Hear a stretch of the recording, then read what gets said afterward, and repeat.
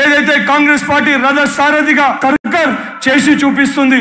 అదే విధంగా ఇంకా మనకి మెరుగైన పరిపాలన అందాలంటే కేంద్రంలో కూడా కాంగ్రెస్ పార్టీని కాంగ్రెస్ పార్టీని గెలిపించుకోవాల్సిన బాధ్యత మన పైన ఉంది. ఏ విధంగా అసెంబ్లీ ఎన్నికల్లో టీఆర్ఎస్ పార్టీకి తగిన గుణపాఠం చెప్పి ఆ టీఆర్ఎస్ పార్టీ కల్వకుంట్ల కుటుంబాన్ని నేలకేసి కొట్టి కాంగ్రెస్ పార్టీని అధికారంలోకి తీసుకొని వచ్చిర్రో, రాబోయే పార్లమెంట్ ఎన్నికలుగా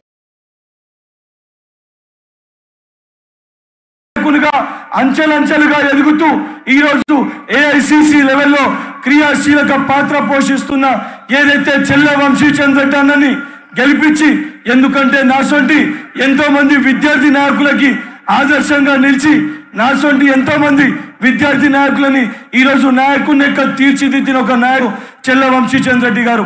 అసొంటి వంశాన్ని గెలిపించుకునే బాధ్యతగా ఏదైతే కాంగ్రెస్ పార్టీ విద్యార్థి సంఘ రాష్ట్ర అధ్యక్షునిగా తెలంగాణ రాష్ట్రంలో ఉన్న అతిపెద్ద కులానికి ప్రాతినిధ్యం వహిస్తున్న నా యువ కులం అంతా కూడా వంశాన్ని వెంట నిల్చునే ఒక బాధ్యత బల్మూరి వెంకట్గా కేవలం ఒక శాసన మండలి సభ్యుని లెక్క కాదు. ఈరోజు కాంగ్రెస్ పార్టీ తెలంగాణ రాష్ట్రంలో ఉన్న యువ కులానికి ప్రతినిధిగా వాళ్ళ పక్షాన్ని నిలబడడానికి వాళ్ళ మధ్యలో ఉన్న ఒక వ్యక్తికి అవకాశం ఇవ్వాలని చెప్పని నాకు ఎమ్మెల్సీగా అవకాశం ఇచ్చారు. నాకు ఇచ్చిన అవకాశాన్ని ఉపయోగించుకుంటూ ఎప్పటికప్పుడు విద్యార్థుల నిరుద్యోగుల సమస్యలు ఏమున్నా ఆ సమస్యలు నా దృష్టికి వస్తే రేవంత్ అన్న గారి దృష్టికి తీసుకొని వెళ్ళి ప్రతి సమస్యను కూడా పరిష్కరింపజేస్తున్నాం. అదేవిధంగా రేపు పార్లమెంట్లో కూడా ఏదైతే యువ నాయకునిగా చెల్ల వంశీచంద్ర రెడ్డిని గెలిపిస్తే రేపు పొద్దున ఏర్పడే ఢిల్లీలో కాంగ్రెస్ ప్రభుత్వంలో తప్పనిసరిగా వంశన్న క్రియాశీలక పాత్ర పోషిస్తాడు.